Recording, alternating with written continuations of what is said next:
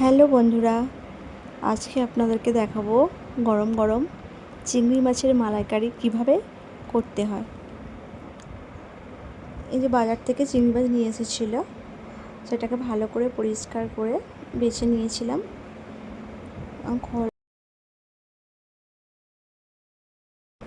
নিয়ে যে এখানে নুন, হলুদ আর লঙ্কা গুঁড়ো দিয়ে ভালো করে মাখিয়ে নিচ্ছে।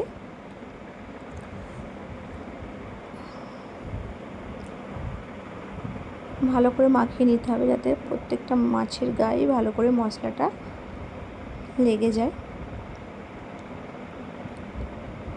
এই যে এখানে আমার পুরোপুরি মাখানো কমপ্লিট হয়ে গেছে। যে এখানে সব মশলাগুলো আমি রেডি করে নিয়েছি। এটা সর্ষে, পোস্ত আর কাজু বাদাম বাটা দিয়ে পেস্ট করে রেখেছি। আর টক দই নিয়েছি। এই যে এখানে তেলটা গরম হয়ে গেছে, এবার মাছগুলোকে সব একে একে দিয়ে ভেজে নেব। মাছগুলোকে বেশি করে ভাজবো না, হালকা করে ভেজে নেব, কারণ বেশি করে ভাজলে শক্ত হয়ে যাবে, খাওয়ার সময় ভালো লাগবে না। এই যে আমার ভাজা কমপ্লিট হয়ে গেছে। এই যে ওর তেলটা যে রয়ে গেছিলো, ওই তেলেতেই গোটা গরম মশলা দিয়ে দিলাম, দিয়ে ভালো করে একটু নেড়ে নিলাম। এরপর মশলাটা দেবো। এই যে এখানে পেঁয়াজ আর টমেটো, একটা বড় সাইজের টমেটো আর একটু রসুন একসঙ্গে পেস্ট করে রেখেছিলাম, এটা দিয়ে দিলাম। এবার ভালো করে একটু নাড়িয়ে নিয়ে লঙ্কা বাটাটা দিয়ে দেবো। লঙ্কা পেস্ট করে রেখেছিলাম, কাঁচা লঙ্কা, সেটাকেও আমি দিয়ে দিলাম।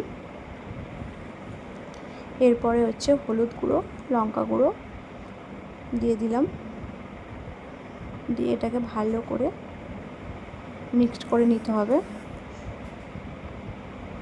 যাতে মশলাটা পুরো ভালোভাবে গ্রেভিটা যেখানে হয়ে এসছে। এবার ওই যেটা বেটে রেখেছিলাম ওটাকে দিয়ে দিলাম, কাজু বাদাম, সর্ষে আর হচ্ছে পোস্ত বাটাটা দিয়ে ভালো করে নেড়ে নিলাম। টক দইটাও দিয়ে দিয়েছি আমি। নিচে ফুটে উঠেছে। এবার মাছগুলোকে কড়াই তুলে দিলাম,